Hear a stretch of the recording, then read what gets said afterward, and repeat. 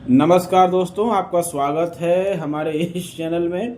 Advocate Krishna Kumar Tripathi. दोस्तों, कई बार ये शिकायत हमारे पास कई लोग करते हैं कि जो हमारे केस में जो जज है वो इंटेंशनली जो है वो कहीं ना कहीं हमारे खिलाफ फैसला दे रहा है या दे रही है, और ये ऐसा होता भी है। यहाँ तक कि फैमिली कोर्ट में एक चीज़ अक्सर देखने को मिलती है कि कई जो जजेस रहते हैं वो एनी हाउ फीमेल के फेवर में ही केस को पूरा मैनेज करने की कोशिश करते हैं। ये वेल नोन फैक्ट है, इसमें कोई दो राय नहीं है। ठीक है। तो ऐसी कई लोग शिकायत करते हैं, ठीक, कि उसने मेरा अवसर समाप्त कर दिया, या फिर मेरे इस एविडेंस को उसने एक्सेप्ट नहीं किया, जानबूझ के सारे एविडेंस होने के बाद भी उसने मेरे खिलाफ ही मेंटेनेंस का ऑर्डर कर दिया। ऐसी बहुत सारी बातें रहती हैं। देखिए, अगर आप फैमिली कोर्ट में मुकदमा चल रहा है या फिर कोई भी मैट्रिमोनियल केस चल रहा है, फिर मैं कहता हूँ मैट्रिमोनियल छोड़िए, आप तो कैसा भी केस चल रहा है आपके ऊपर, किसी भी तरह का, सिविल है, क्रिमिनल है, कॉर्पोरेट सेक्टर का है, लेबर का है, कहीं का भी है, उसमें अगर जजों द्वारा ऐसा कुछ किया जा रहा है तो मैं तो सीधी बात करता हूँ कि ऐसे जज की फिर आप लिखित शिकायत कर दें। क्योंकि अगर आप शिकायत नहीं करेंगे तो आपका केस बिगाड़ेगा। जनरली क्या होता है कि जब हम जजों के खिलाफ शिकायत की बात करते हैं तो कई लोग हमको सलाह देते हैं कि ऐसा कुछ नहीं करना है, ऐसा अगर करेंगे तो फिर हमारा केस बिगड़ जाएगा और बाकी जज भी हमारे खिलाफ हो जाएंगे। तो देखिए, प्रैक्टिकली ऐसा कोई होता नहीं है, और अगर हो भी रहा है तो उससे क्या मतलब, क्या हम अन्याय को सहते रहें? जब जजों की कोई शिकायत नहीं करता है, यही कारण है कि जजों के भाव बढ़े हुए हैं। अगर आपको लगता है कि जज ने अकॉर्डिंग टू लॉ काम नहीं किया है, आपका केस बिगाड़ा है, आपके पास एविडेंस थे, कई आपने जजमेंट्स पेश किए, गाइडलाइन पेश की, वो सब कुछ था, उसके बावजूद भी जज साहब ने जानबूझ के आपके खिलाफ फैसला दिया है, तो इसमें आपको करना क्या है?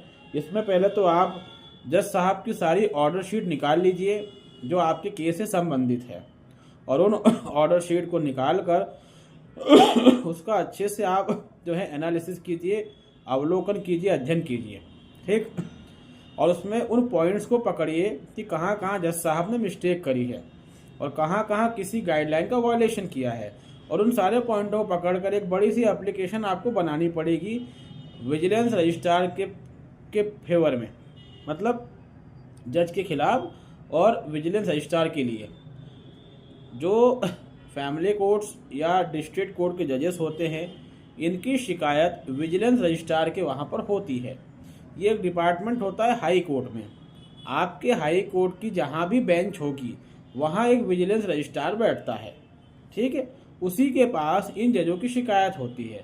अगर पूरे एविडेंस के साथ आप शिकायत देते हैं तो मैं दावे से कहता हूँ या तो जज साहब पे कार्रवाई हो जाएगी या उनका ट्रांसफ़र हो जाएगा, और दोनों में उनका नुकसान है। दोनों में क्या होगा कि उनका इन फ्यूचर प्रमोशन में बहुत दिक्कत आती है, ठीक है। लेकिन शर्त यही है कि आपको उनकी गलती पकड़ना है, हर पॉइंट टू पॉइंट फिर एप्लीकेशन में उनको आपको बताना है कि जज ने गलती कहाँ करी है।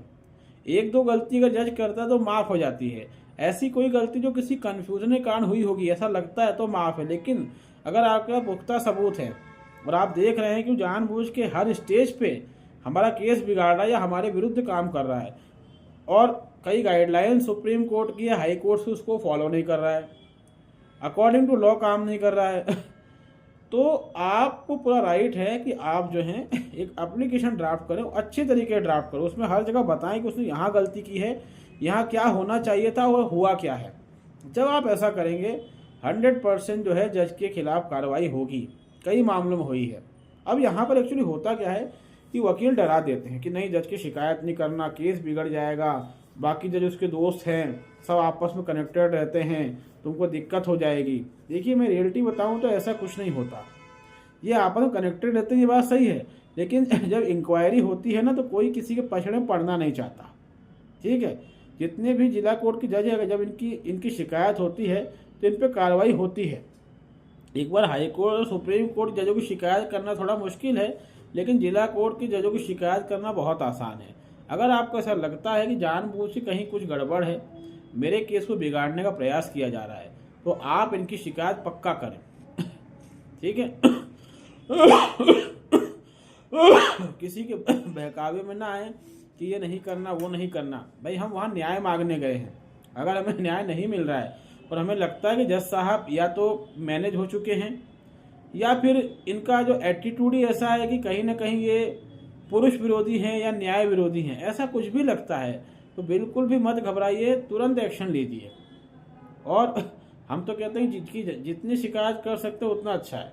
मतलब एक शिकायत तो विजिलेंस रजिस्ट्रार के वहाँ करेंगे ही आप, उसके अलावा जो कानून मंत्रालय वहाँ कर दीजिए, सुप्रीम कोर्ट रजिस्ट्रार और सुप्रीम कोर्ट के चीफ जस्टिस को कर दीजिए, जो आपके स्टेट के चीफ जस्टिस हैं उनको कर दीजिए। तो जब इतनी शिकायतें होंगी और अगर पॉसिबल हो तो उसके बाकी दूसरे केसेस जो चल रहे हैं, वो भले केस आपके नहीं हैं, लेकिन बाकी दूसरे केसेस में भी आप चाहें तो उसकी जजमेंट निकाल सकते हैं।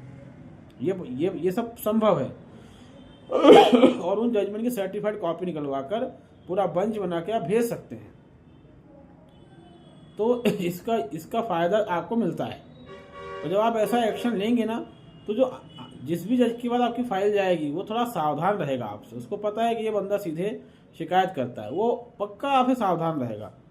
और उसको अगर ऐसा लगा जज को कि ये जो व्यक्ति है ये लॉ जानता है और लॉ पॉइंट को समझता है, तो फिर सोच समझ कर ही फैसला करेगा। गुजरात के रहने वाले एक शख्स ने, जिनका नाम शशिकांत था, उनसे हमारी बात होती है, उन्होंने जजों को रुला दिया था। उनकी पत्नी ने उन पे घरेलू हिंसा 498 125 वगैरह सब लगा दिए थे, लेकिन उन्होंने व्यक्तिगत तौर पे अपने केस लड़े। और हालत ऐसी हो गई थी कि जब वो कोर्ट में जाते थे तो जज उनको देख के अपने केबिन में भाग जाता था और किसी न किसी बहाने फिर वो बाहर ही नहीं निकलता था। ऐसा कई बार हुआ, क्योंकि उन्होंने इतने ज़्यादा दावपेच खेल के रखे थे जजों के खिलाफ। और आखिर में ये हुआ कि उनके केस में कोई मेंटेनेंस ऑर्डर नहीं हुआ और उनकी पत्नी जो है हाथ पांव जोड़ के उनसे अलग हुई, लेकिन कोई मेंटेनेंस ऑर्डर नहीं हुआ। 0 मेंटेनेंस पर उन्होंने डाइवोर्स लिया। केस उन पर लगे तो थोड़े परेशान वो हुए, लेकिन उन्होंने इस तरीके से केस को फाइट किया कि जज साहब की सिट्टी पिट्टी गुम हो गई। तो ये तब होता है जब आप पूरी शिद्दत के साथ केस लड़ते हैं। ठीक है, अगर बहाने बनाएंगे तो कुछ नहीं होगा कि हमारा वकील ऐसा है, उसने ऐसा कर दिया, ये ऐसा कर दिया, सब फालतू बातें होती है। जितने भी लोग मेरा वीडियो देख रहे हैं वो सब पढ़े लिखे लोग हैं।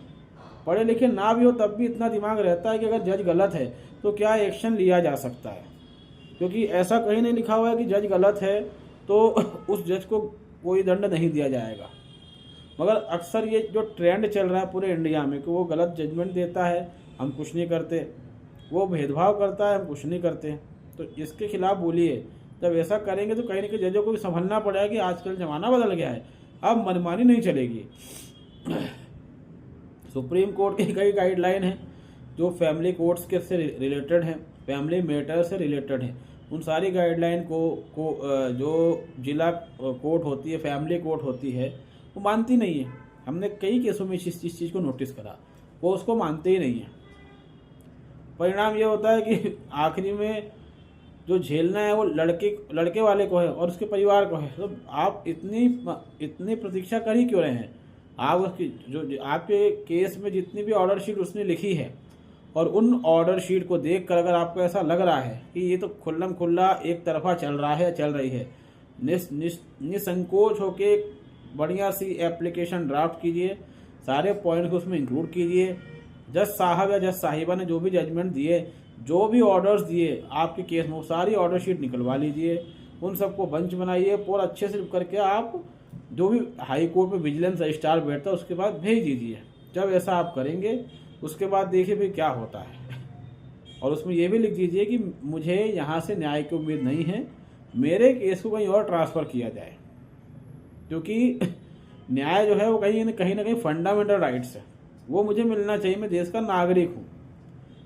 और आपकी कोई भी ऐसी एप्लीकेशन जो कि स्वीकार होनी थी मगर खारिज हो गई, रिजेक्ट हो गई, तो उसमें भी आप जो है जज के खिलाफ शिकायत कर सकते हैं। ठीक है। तो ये कदम उठाना चाहिए, ऐसा मेरा मानना है। बाकी फिर केसेस आपके हैं, आप क्या सोचते हैं, फैसला इसमें आपको ही करना है। लेकिन मैंने अक्सर देखा है कि इन चीज़ों को लेकर वकील डीमोटिवेट करते हैं। ठीक है, वो क्या कारण है भगवान जाने, मगर मैं इस चीज़ का समर्थक नहीं हूँ। तो उम्मीद है दोस्तों हमारा ये वीडियो आपको पसंद आया होगा, और आप अगर हमारे चैनल में नए हैं तो इसको लाइक करें, इसको सब्सक्राइब करें, इसको शेयर करें। तब तक दोस्तों बहुत बहुत धन्यवाद, नमस्कार।